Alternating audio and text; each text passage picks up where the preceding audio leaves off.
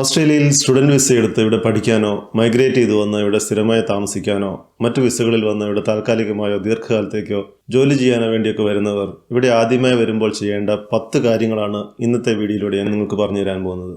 നമുക്ക് നേരെ വീഡിയോയിലേക്ക് പോകാം. Welcome to Jaijis home videos.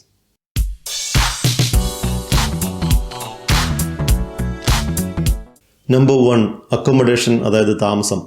ഓസ്ട്രേലിയയിലേക്ക് വരുന്നവർ സ്വന്തമായി തന്നെ അവരുടെ താമസം, അതായത് അക്കോമഡേഷൻ കണ്ടുപിടിക്കണം. ഇവിടെയുള്ള കമ്പനികളോ യൂണിവേഴ്സിറ്റികളോ സാധാരണയായി ആർക്കും അക്കോമഡേഷൻ തരാറില്ല. നിങ്ങൾ വരാൻ പോകുന്ന സ്ഥലത്ത് പരിചയക്കാരോ നാട്ടുകാരോ ബന്ധുക്കളോ ഒക്കെ ഉണ്ടെങ്കിൽ ചെറിയൊരു കാലത്തേക്ക് അവരുടെ കൂടെ താമസിക്കാൻ കഴിയുമെങ്കിൽ വളരെ നന്നായിരിക്കും. ആ സമയം കൊണ്ട് സ്വന്തമായൊരു അക്കോമഡേഷൻ കണ്ടുപിടിച്ച് മാറാൻ കഴിയും. ഈ മാറ്റം അധികം വൈകാതിരിക്കുന്നതാണ് നിങ്ങൾ തമ്മിലുള്ള ബന്ധവും സൗഹൃദവും ഒക്കെ നിലനിന്ന് പോകാൻ വേണ്ടി നല്ലത്. ഇനി നിങ്ങൾ വരാൻ പോകുന്ന സ്ഥലത്ത് ഇതുപോലെ പരിചയക്കാരോ ബന്ധുക്കളോ ആരുമില്ലെങ്കിൽ തൽക്കാലം ഏതെങ്കിലും ഹോട്ടൽ, മോട്ടൽ തുടങ്ങിയ സ്ഥലങ്ങളിൽ താമസിക്കാം. പക്ഷേ അതിന് ചിലവ് കുറച്ച് കൂടുതലായിരിക്കുമെന്ന് മാത്രം. അവിടെ നിന്നുകൊണ്ട് ഉടനെ തന്നെ ചിലവ് കുറഞ്ഞ താമസ സൗകര്യം കണ്ടുപിടിക്കാം. അതിനായി നമുക്ക് ഇനി പറയുന്ന ഈ മെത്തേഡുകൾ ഉപയോഗിക്കാം. ഫേസ്ബുക്ക് മാർക്കറ്റ് പ്ലേസ്, ഗംട്രീ തുടങ്ങിയ ഓൺലൈൻ പ്ലാറ്റ്ഫോമുകളിലൂടെയോ പരിചയക്കാർ വഴിയോ shared accommodation, room for rent or share തുടങ്ങിയ താൽക്കാലിക താമസ സൗകര്യങ്ങൾ കണ്ടുപിടിക്കാം. സ്റ്റുഡൻസിന് അവരുടെ യൂണിവേഴ്സിറ്റികളുടെ ഹോസ്റ്റലുകൾ ഉണ്ടെങ്കിൽ, അവിടെ വേക്കൻസി ഉണ്ടെങ്കിൽ അത് കണ്ടുപിടിക്കാനും ഈ സമയത്ത് കഴിയും. Number 2, SIM card for mobile. ഇവിടെ ഓസ്ട്രേലിയയിൽ വന്നാൽ ഉടനെ തന്നെ ഇവിടുത്തെ ഒരു ലോക്കൽ സിം കാർഡ് എടുക്കണം. ആദ്യമായി വരുമ്പോൾ ചിലവ് കുറഞ്ഞ പ്ലാനുകൾ എടുക്കുന്നതാണ് നല്ലത്. കൂടുതൽ കോളുകളും മാക്സിമം ഡേറ്റയും ഉള്ള പ്ലാനുകളാണ് നല്ലത്. ഇവയിൽ ഓരോ മാസത്തിൽ പുതുക്കുന്ന മന്ത് ടു മന്ത് പ്ലാനുകളും 6 മാസത്തിലോ വർഷത്തിലൊരിക്കലോ പുതുക്കുന്ന ഹാഫ് ഇയർലി പ്ലാനുകളുമുണ്ട്. അതുപോലെ തന്നെ പ്രീപെയ്ഡ് പ്ലാനുകളും പോസ്റ്റ് പെയ്ഡ് പ്ലാനുകളുമുണ്ട്. ഇനി ഞാൻ ചില മൊബൈൽ ഫോൺ കമ്പനികളെ പരിചയപ്പെടുത്താം. അവ താഴെ പറയുന്നവയാണ്: Telstra, Optus, TPG, Vodafone, belong, Lyca mobile തുടങ്ങി നിരവധി മൊബൈൽ പ്രൊവൈഡേഴ്സ് ഉണ്ട്. അവയുടെ ലിങ്കുകൾ ഞാൻ താഴെ ഡിസ്ക്രിപ്ഷനിൽ കൊടുത്തേക്കാം. അതെല്ലാം ഒന്ന് പോയി കമ്പയർ ചെയ്ത് നോക്കിയിട്ട് നിങ്ങൾക്ക് അഫോർഡ് ചെയ്യാൻ കഴിയുന്നത് സെലക്ട് ചെയ്യാം. ഈ മൊബൈൽ ഫോൺ കമ്പനികൾ നമുക്ക് എപ്പോൾ വേണമെങ്കിലും മാറാനും കഴിയും. Number 3, bank account. ഇവിടെ ഓസ്ട്രേലിയയിൽ വന്നാൽ ഉടനെ തന്നെ ഇവിടുത്തെ ഒരു ലോക്കൽ ബാങ്കിൽ അക്കൗണ്ട് ഓപ്പൺ ചെയ്യണം. ഭാവിയിൽ നിങ്ങളുടെ എന്ത് ആവശ്യത്തിനും ഇവിടെയുള്ളൊരു ബാങ്ക് അക്കൗണ്ട് ആവശ്യമാണ്. അതുകൂടാതെ ഈ ഒരു ബാങ്ക് അക്കൗണ്ട് ഓപ്പൺ ചെയ്യുന്നത് വഴി നിങ്ങൾക്ക് ഇവിടുത്തെ ഒരു അഡ്രസ് പ്രൂഫ് കൂടിയാണ് ലഭിക്കുന്നത്. ബാങ്കിൽ നിന്നും നിങ്ങളുടെ പേരിൽ വരുന്ന ഒരു കത്താണ് ഈ പറഞ്ഞ അഡ്രസ് പ്രൂഫ്. ഇതും വരും കാലങ്ങളിൽ ഇവിടെ അത്യാവശ്യമായി വേണ്ട ഒരു ഡോക്യുമെൻ്റ് ആണ്. ഇവിടെ വന്ന ആദ്യത്തെ ഒരാഴ്ചയ്ക്കുള്ളിൽ തന്നെ നമ്മുടെ പാസ്പോർട്ട് മാത്രം ഉപയോഗിച്ച് ഒരു അക്കൗണ്ട് ഓപ്പൺ ചെയ്യാൻ കഴിയും. അതിലും വൈകിയാൽ വേറെ എന്തെങ്കിലുമൊക്കെ അഡ്രസ് പ്രൂഫുകളും ഡോക്യുമെൻറ്റുകളും കൂടിയൊക്കെ കൊടുക്കേണ്ടി വരും. ഇവിടുത്തെ മിക്ക ആളുകളും ഉപയോഗിക്കുന്ന ചില ബാങ്കുകളാണ് ഇനി പറയാൻ പോകുന്നത്. Commonwealth bank, ANZ bank, national Australian bank, Westpac തുടങ്ങിയവയാണ് ഇവിടുത്തെ പ്രധാന ബാങ്കുകൾ. ഇതിൽ ചില ബാങ്കുകൾ സാധാരണ അക്കൗണ്ടുകൾക്ക് മന്ത്ലി അക്കൗണ്ട് ഫീ പോലെ പലതരം ഫീസുകൾ എടുക്കാറുണ്ട്. എന്നാൽ സ്റ്റുഡൻസിനും ഒരു നിശ്ചിത തുകയിൽ കൂടുതൽ എല്ലാ മാസവും ഡെപ്പോസിറ്റ് ചെയ്യുന്നവർക്കും ഫീസ് ഉണ്ടാവാറില്ല. ഈ പറഞ്ഞ ബാങ്കുകളുടെ ലിങ്കുകൾ ഞാൻ താഴെ ഡിസ്ക്രിപ്ഷനിൽ കൊടുത്തേക്കാം. അതെല്ലാം ഒന്ന് പോയി നോക്കി അക്കൗണ്ടുകളും ഫീസുകളും എല്ലാം ഒന്ന് കമ്പയർ ചെയ്ത് നോക്കിയിട്ട് നിങ്ങൾക്ക് നല്ലതെന്ന് തോന്നുന്നത് സെലക്ട് ചെയ്യാം. ഈ ബാങ്ക് അക്കൗണ്ടുകൾ നമുക്ക് എപ്പോൾ വേണമെങ്കിലും മാറാൻ കഴിയും. Number 4, tax file number. ഇവിടെ ഓസ്ട്രേലിയയിൽ വന്നാൽ ഉടനെ തന്നെ ഇവിടുത്തെ ടാക്സ് ഓഫീസിൽ രജിസ്റ്റർ ചെയ്യണം. ഇവിടെ നിന്നും സാലറി തുടങ്ങി എന്തെങ്കിലും തരത്തിലുള്ള ഇൻകം, അതായത് വരുമാനം കിട്ടാൻ സാധ്യതയുള്ള എല്ലാവരും ഇത് നിർബന്ധമായും ചെയ്തിരിക്കണം. ഒരു ജോലിക്ക് ചേരുമ്പോൾ ആദ്യം ചോദിക്കുന്ന ഒരു ഡോക്യുമെൻ്റാണിത്. നമുക്കിത് ഇവിടെ വന്ന ദിവസം തന്നെ ഓൺലൈനായി ചെയ്യാൻ സാധിക്കും. അതിനായുള്ള ഓസ്ട്രേലിയൻ ടാക്സേഷൻ ഓഫീസിൻ്റെ വെബ്സൈറ്റിൻ്റെ ലിങ്ക് ഞാനിവിടെ താഴെ ഡിസ്ക്രിപ്ഷനിൽ കൊടുത്തേക്കാം. ഇത് നിങ്ങൾക്ക് തീർച്ചയായും ഉപകാരപ്പെടും. നമ്പർ 5, സെൻട്രലിങ്ക്. ഓസ്ട്രേലിയയിലേക്ക് മൈഗ്രേറ്റ് ചെയ്ത് പെർമനൻറ്റ് റെസിഡൻ്റായി, അതായത് PR ആയി ഇവിടെ സ്ഥിരമായി താമസിക്കാൻ വരുന്നവരിൽ ഗവൺമെൻറ് ആനുകൂല്യങ്ങൾ, അതായത് കുട്ടികൾക്കും മുതിർന്ന പൗരന്മാർക്കുമുള്ള സപ്പോർട്ട് പേയ്മെൻറ്റുകൾ തുടങ്ങിയ ആനുകൂല്യങ്ങൾ ലഭിക്കാൻ അർഹതയുള്ള ഏതൊരാളും ഇവിടുത്തെ സോഷ്യൽ സെക്യൂരിറ്റി ഡിപ്പാർട്ട്മെൻറ്റായ സെൻട്രലിങ്ക് ഓഫീസിൽ പോയി രജിസ്റ്റർ ചെയ്യണം. മേൽപ്പറഞ്ഞ പേയ്മെൻറ്റുകളും കൺസെഷൻ കാർഡുകളും ഒക്കെ തരുന്നത് സെൻട്രലിങ്ക് ആണ്. മറ്റു താൽക്കാലിക വിസയിലുള്ളവർക്ക് ഇത് ബാധകമല്ല. Number 6, Medicare. സെൻട്രലിങ്ക് പോലെ തന്നെ വളരെ പ്രധാനപ്പെട്ട മറ്റൊരു ഡിപ്പാർട്ട്മെൻറ്റാണ് മെഡിക്കെയർ. ഓസ്ട്രേലിയൻ റെസിഡൻസ് ആയിട്ടുള്ള എല്ലാവർക്കും ഇവിടെ എല്ലാവിധ മെഡിക്കൽ ചെലവുകളും ഫ്രീ ആണ്. നാം അടയ്ക്കുന്ന ടാക്സിൻ്റെ ഒരു ഭാഗം ഉപയോഗിച്ചിട്ടാണ് ഇവിടുത്തെ ഗവൺമെൻറ് ഇത് ചെയ്യുന്നത്. ഇവിടെ വന്നാൽ ഉടനെ തന്നെ മെഡിക്കെയറിൻ്റെ ഓഫീസിൽ പോയോ ഓൺലൈനായോ രജിസ്റ്റർ ചെയ്യാം. സ്റ്റുഡൻറ് വിസ പോലുള്ള താൽക്കാലിക വിസയിൽ വരുന്നവർക്ക് അവരുടെ വിസയുടെ ഭാഗമായി തന്നെ നിർബന്ധമായിട്ടുള്ള മെഡിക്കൽ ഇൻഷുറൻസ് ആവശ്യമാണ്. അത്തരം വിസക്കാർക്ക് ഈ പറഞ്ഞ മെഡിക്കെയറിൽ രജിസ്റ്റർ ചെയ്യേണ്ട ആവശ്യമില്ല. അവരുടെ മെഡിക്കൽ ചെലവുകൾ ഭാഗികമായെങ്കിലും എടുക്കേണ്ടത് അവരുടെ ഇൻഷുറൻസ് കമ്പനികളാണ്. Number 7, ambulance cover. ഇവിടെ നമുക്ക് എന്തെങ്കിലും സീരിയസായ ആരോഗ്യ പ്രശ്നങ്ങളോ അപകടങ്ങളോ മറ്റോ ഉണ്ടായാൽ നമ്മുടെ സഹായത്തിന് വരുന്നവർ നമ്മോട് ചോദിക്കാതെ തന്നെ ആംബുലൻസ് വിളിക്കുകയും നമ്മുടെ ജീവൻ രക്ഷിക്കാൻ ശ്രമിക്കുകയും ചെയ്യും.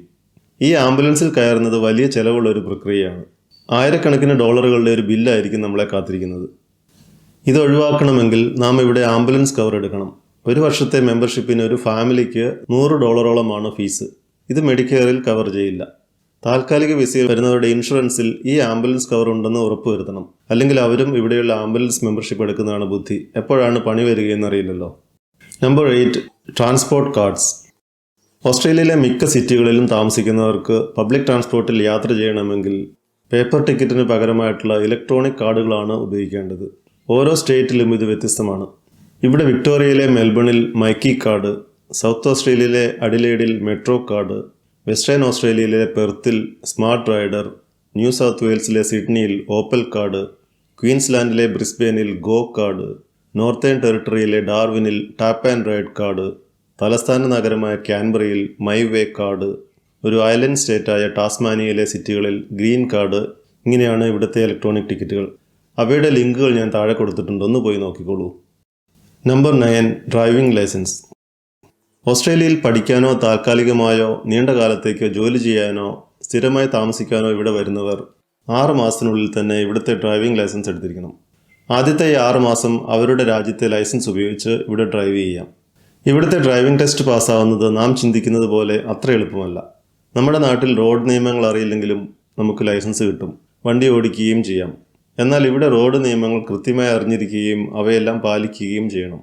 ഒരു തവണ ടെസ്റ്റ് തോറ്റു കഴിഞ്ഞാൽ പിന്നെ ടെസ്റ്റ് പാസ്സായി ലൈസൻസ് കയ്യിൽ കിട്ടുന്നതുവരെ സ്വന്തമായി വണ്ടി ഓടിക്കാൻ പറ്റില്ല. ലൈസൻസ് ഉള്ള ഒരാൾ എപ്പോഴും കൂടെ ഉണ്ടാവണം. അതുകൊണ്ട് നാട്ടിലെയും ഇവിടുത്തെയും നിയമങ്ങൾ നന്നായി അറിയാവുന്ന ഒരു ഡ്രൈവിംഗ് ഇൻസ്ട്രക്ടറുടെ കൂടെ 1-2 ക്ലാസ്സിനെങ്കിലും പോകുന്നത് വളരെ നന്നായിരിക്കും.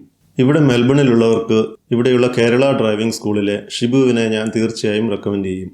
നാട്ടിൽ 20 വർഷത്തോളം ഡ്രൈവിംഗ് എക്സ്പീരിയൻസ് ഉണ്ടായിരുന്നിട്ടും ഇവിടെ 10-ലധികം തവണ ഡ്രൈവിംഗ് ടെസ്റ്റ് ചെയ്ത ഒരാളെ എനിക്ക് നേരിട്ടറിയാം.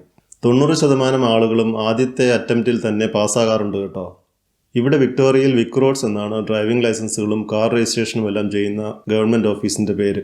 വിക്രോഡ്സിൻ്റെ വെബ്സൈറ്റിൻ്റെ ലിങ്ക് ഞാൻ താഴെ ഡിസ്ക്രിപ്ഷനിൽ കൊടുത്തിട്ടുണ്ട്. നിങ്ങൾക്ക് തീർച്ചയായും അത് ഉപകാരപ്പെടും. മറ്റ് സ്റ്റേറ്റുകളിലെ ട്രാൻസ്പോർട്ട് ഡിപ്പാർട്ട്മെൻറ്റുകൾ നിങ്ങൾ തന്നെ കണ്ടുപിടിച്ചോളൂ. Number 10, resume and job search. ഇവിടെ ഓസ്ട്രേലിയയിൽ ആദ്യമായി വരുന്നവരിൽ 90% പേർക്കും ജോലി ചെയ്യാതെ ഇവിടെ ജീവിക്കാൻ പറ്റില്ല. അതിനാദ്യമായി വേണ്ടത് നല്ലൊരു റെസ്യൂമും കവറിംഗ് ലെറ്ററുമാണ്. നമ്മുടെ ക്വാളിഫിക്കേഷനുകളും എക്സ്പീരിയൻസുകളും നല്ല രീതിയിൽ എഴുതി തയ്യാറാക്കി അയച്ചെങ്കിൽ മാത്രമേ നമ്മെ ഒരു ഇൻ്റർവ്യൂവിന് പോലും വിളിക്കുകയുള്ളൂ. പിന്നെ ജോലി കിട്ടണമെങ്കിൽ നമ്മുടെ കഴിവുകൾ ഇൻ്റർവ്യൂവിൻ്റെ സമയത്ത് അവരെ നന്നായി പറഞ്ഞ് മനസ്സിലാക്കുകയും വേണം. ഇവിടെ ഇന്നത്തെ സ്റ്റാൻഡേർഡിലുള്ള കവറിംഗ് ലെറ്ററുകളും റെസ്യൂമുകളും എല്ലാം എങ്ങനെ തയ്യാറാക്കണമെന്നും ഇൻ്റർവ്യൂകൾ എങ്ങനെ അറ്റൻഡ് ചെയ്യണമെന്നുമെല്ലാമുള്ള വിശദമായ ഡീറ്റെയിൽസും മോഡലുകളുമെല്ലാം seek.com, career1.com, indeed.com തുടങ്ങിയ ജോബ് സെർച്ച് വെബ്സൈറ്റുകളിൽ ലഭ്യമാണ്. ഇവിടെ ജോലി അന്വേഷിക്കുന്നതിനുള്ള പ്രധാന വെബ്സൈറ്റുകളാണ് ഞാനിപ്പോൾ പറഞ്ഞവ. ഏതുതരം ജോലിയാണ് വേണ്ടത്, എവിടെയാണ് വേണ്ടത് തുടങ്ങിയ കാര്യങ്ങൾക്കനുസരിച്ച് നമുക്ക് ജോലി അന്വേഷിച്ച് കണ്ടുപിടിക്കാം. കൂടാതെ പരിചയമുള്ളവരോട് ചോദിക്കുകയും ചെയ്യാം. അവർ ജോലി ചെയ്യുന്ന സ്ഥലങ്ങളിലോ മറ്റോ വേക്കൻസികളുണ്ടെങ്കിൽ എളുപ്പമുണ്ടല്ലോ. ഇനി കുറച്ച് അഡീഷണൽ ഇൻഫർമേഷൻസ്. ആദ്യത്തേത്, റെൻറ്റിങ് ഓർ ബൈയിങ് എ കാർ. ഓസ്ട്രേലിയയിലെ മിക്ക സിറ്റികളിലും പബ്ലിക് ട്രാൻസ്പോർട്ട് വലിയ മോശമില്ലാതെ പ്രവർത്തിക്കുന്നുണ്ട്. എന്നാൽ സിറ്റിയുടെ പുറത്തും മറ്റും ജോലി ചെയ്യുന്നവർക്ക് ഈ പബ്ലിക് ട്രാൻസ്പോർട്ട് ഉപയോഗിച്ച് ജോലിക്ക് പോകാനും വരാനുമൊന്നും അത്ര എളുപ്പമായിരിക്കില്ല. ഒത്തിരി സമയം കൂടുതലായിട്ട് എടുക്കുകയും ചെയ്യും.